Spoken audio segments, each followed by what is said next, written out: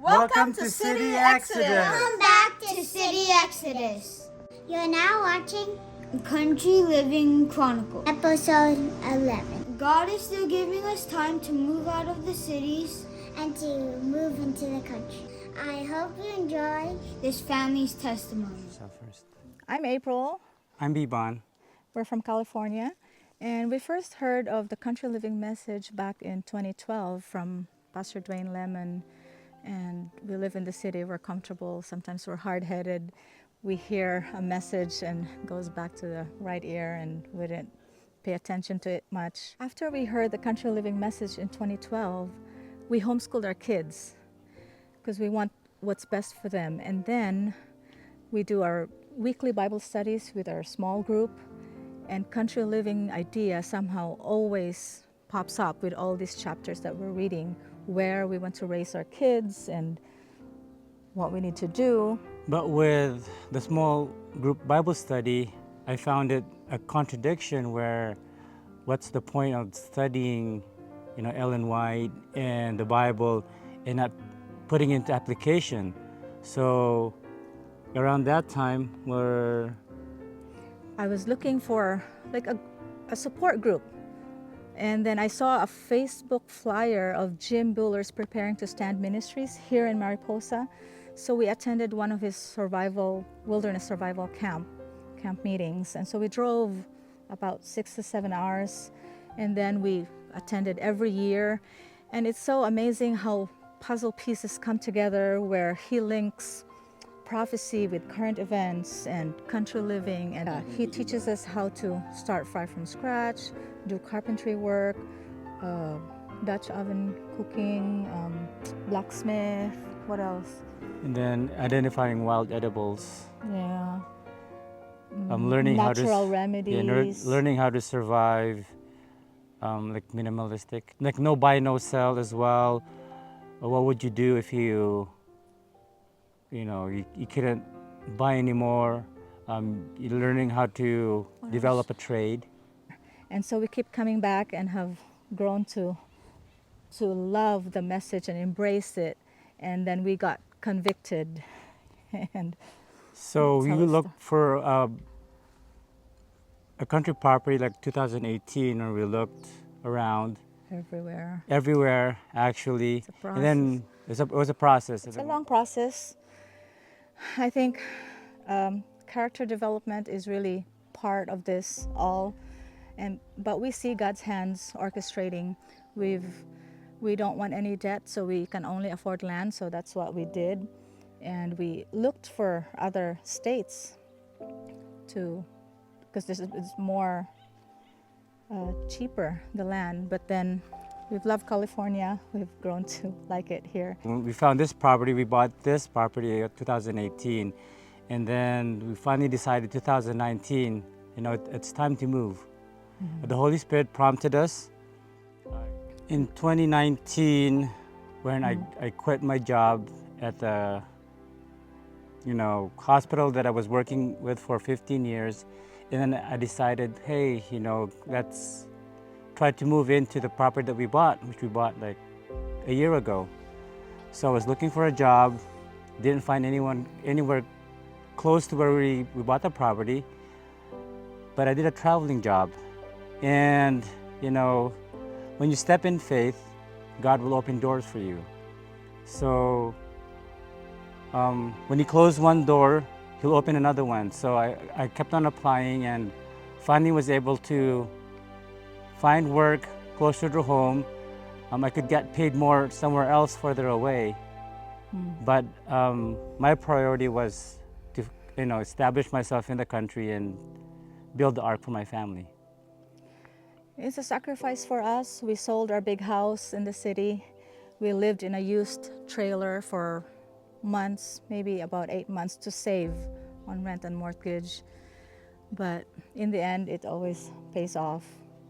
And so while we're already moved in here, it's just land. So we lived in a trailer for several months, and it's a sacrifice for us. And there's a lot of hard labor and manual work.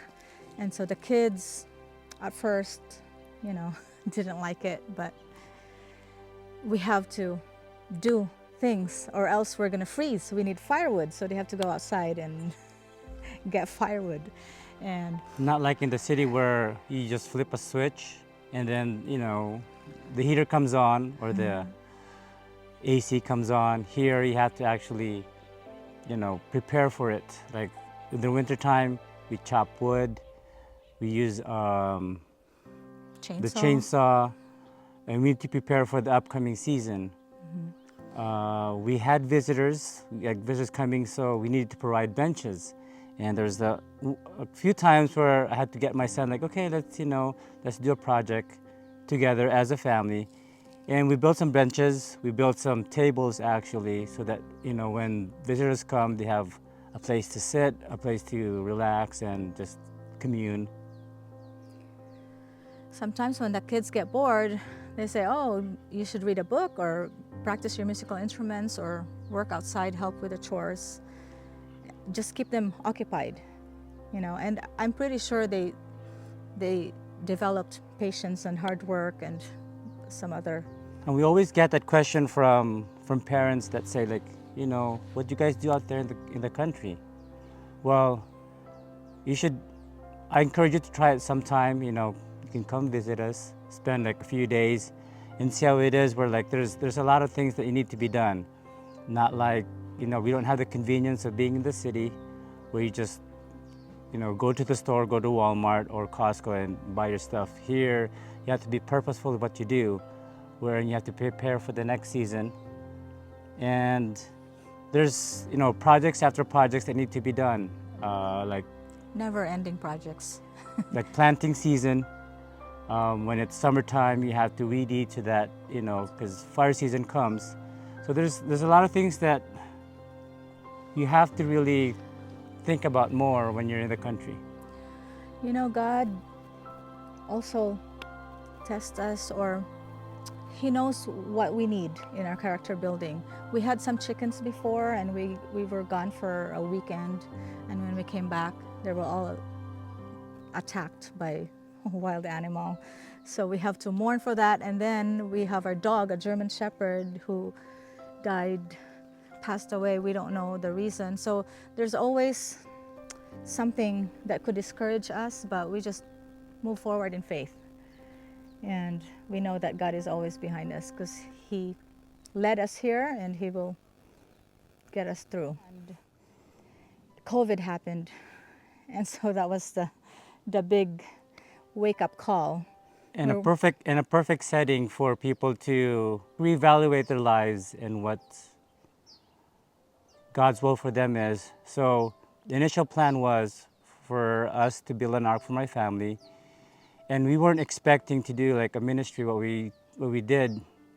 But then COVID happened, and then we had a couple, families visiting us. So we decided, hey, we should invite a speaker. Maybe we can have Sabbath worship at a property and, maybe show the little that we have. Yeah, everything's locked down, the churches are closed, so we figured, we should do church service here because there's a lot of friends coming over. They're just bringing their tents and we do camping because we only have land.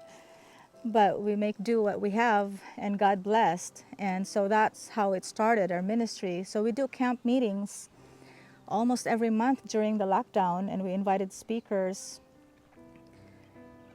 And it continued to happen, except for the last year and this year. We're only doing once a year because everything's back to normal. And People have their own travels and activities. But it was a blessing for since 2020 up to maybe the last 3 years. A lot of people have been blessed and looked at properties in the country, and many of them moved already, not necessarily here in our place, but all over other states. So it's such a blessing to know that God can use us. It's not about us or what we did, but what God can do through us. And yeah, we just continue to be an empty vessel that God can use. And now we continue to do our ministry. We have our garden, share our produce to our church members and our neighbors, and we still have a lot of friends coming over. And one encouragement is, both of us aren't handy, especially me. But if you step out in faith, God will use you.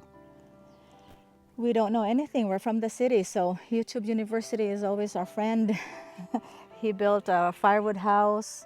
We built 2 wall tents that our friends can use when they're here. They could stay in, and it's just the kids and us doing carpentry. God sends people to help us, angels to help us, our church members. There's church member that's electrician or carpenter, and so it's good to have a community when we do country living. Words of encouragement, I would say, if you want to step out in faith, you do it wholeheartedly. Like when Moses stepped out in the Red Sea, God opened the Red Sea for him to walk through. Not to say there's not going to be any challenges, but my encouragement is that, you follow God's promises and He will lead you through. Not to say that you won't have trials. Not to say that there's not going to be some difficulties you're going to encounter, but if you lead on with faith, look at both of us. We're not handy. We didn't know what we were getting into, but we step out in faith. And that requires you to just, follow God's leading. There's going to be a lot of challenges, but like he mentioned, we are weak. We don't know anything. We just draw strength from God. His grace is sufficient for us. He will sustain us and provide for us. And to those of you who are thinking of doing country living, I pray about it, and God will just open doors for you. Not to say that you're not going to make mistakes. We've had plenty of mistakes that we've had to, repeat stuff like planting. We're not gardeners. It may seem like that, but if you step out in faith, God will help you. It's country living is character building. It's a process where you follow God's commandments and just the prompting of the Holy Spirit. It will strengthen you, hopefully for a better person. Especially for me and our family, it made us, stronger as a family. The bonds that we have. Just be positive. God has already a place for you, and I think it's just, if you'll always find excuses if you don't want to, right? Yeah, we know people that have money that makes an excuse that, I can't give this up, I can't do that. And we know people who doesn't have money that were here in the country, so there's no excuse financially. So I say just follow his leading. And I hear people say, oh yeah, let me pray to God about it. But we need to do our part as well. Not just pray, but actually, figure out how to, I'm going to pray about a country property, but at the same time looking for country properties that, there's no perfect place for you, but the best place for you is where God wants you to be. And for us, this is it for us. I would never go back to the city. 100% have no regrets about moving here to the country. We wish we've done it sooner. So just listen to that still small voice God is leading you to. But sometimes when we're in the city, we're clouded and there's so many distractions that we can't hear God's voice. But we don't have much time. We have to prepare for what's to come, spiritually and physically. So I encourage you all, hold on to God's promises. So 4 years ago, we moved here, and I was 9 years old. I was turning 10. And I didn't really think much of it because we would come back and forth, just come visit here and then come back, like do work here and then come back. And then there's a point in time we'd be here for a long time and we just didn't go back home. So I was like, oh, so we've moved here already. And it didn't hit me at first because I was like, oh, we're just gonna go back and visit, But then it hit me that we actually moved here and I'm not gonna go back home anymore and visit. And after a time, I realized like, oh, I'm not gonna be with my friends all the time, and there's not much here to do. So it made me really sad and bored for a long time. And I only had like my brother and like my cousins. But then I realized that even the things that I see online that my friends are doing, sometimes it's not even that good, and it's not even like that good of an influence to me. So I just remember that what should be more important and on my mind is that doing God's work and focusing more on that than focusing on, oh, I should be with my friends, I should be a part of that, or I should hang out with them, and I should just focus more on doing God's work and focusing on my relationship with Him and getting ready for His second coming. Well, a lot of things I do that I try to share Jesus is a lot through music. Since I do a lot of music for church, I play a lot of instruments, I sing, and I help other people accompany them for church. And other churches invite me to do music there, so I also try to bless others through that. I've also spoken a couple times. I preached a sermon like 2 or 3 weeks ago in church with my brother, and that was really nice. And I'm trying to do that more. And also, I went on a mission experience. I went on to the Philippines with Young Disciple Ministries. We were there for a month, and we did child and public evangelism. For the first 2 weeks of it, we would just do training and stuff. And then when the meeting started, we would just do more training, and then it really helped me to learn how to speak more publicly and to share Jesus, because if you can't do it properly, then no one is really going to learn anything from it. So it was just really important to learn how to deal with kids, how to speak properly and clearly and with posture, and they taught us a bunch of stuff like that. So that was really fun. And also just sometimes we go on Saturdays, we will go feed the homeless, and we'll sing for them, we'll give them food, and we can share little tracts with them. That's another thing that we do to share Jesus. I think advice I'd give is that remember, not everything in this world is going to last forever. Everything here is temporary. So if you're really sad about things that your friends, or you miss your old home, if you're not wanting to move and to start new things, just remember that we have a home in heaven that we're going to go to eternally, and that's what's most important. So just focus on your relationship with God and getting closer to Jesus, and remember that He's always there for you, and you can always come to Him and He will help you. So that's it. Hope you've been encouraged to keep serving the Lord on your country living journey. Now be blessed and be a blessing. Be blessed and be a blessing. Be blessed and be a blessing.